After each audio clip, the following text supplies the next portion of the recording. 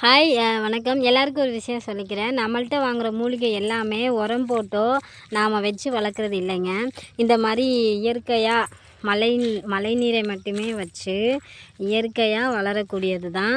அதுதான் எல்லாமே மழை நீரை வச்சு இயற்கையாக வளரக்கூடியது தாங்க. ஆவாரம்பூவாக இருக்கட்டும், ஓரிதழ் தாமரை, பிரண்டை, எல்லா மூலிகையுமே நம்ம எதையுமே நம்ம வளர்க்குறதில்ல, உரம் போடுறதில்ல, மண் அந்த மாதிரி எந்த ஒரு வேலையுமே நமக்கு இல்லை. இயற்கையாக கிடைக்கிறத நம்ம ஒவ்வொரு ஏரியாவாக போயிட்டு ஒரே ஏரியாவில் எல்லா மருந்தும் கிடைச்சிறதில்ல.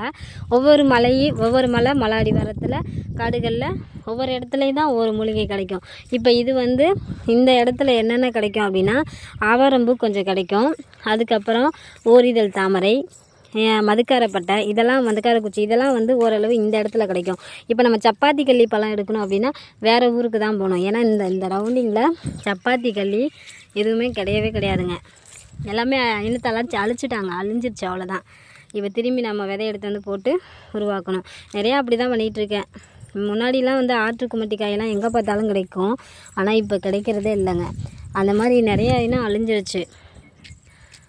இனிமேல் தான் அதெல்லாம் உருவாக்கணும். அம்மா இது என்ன இலை?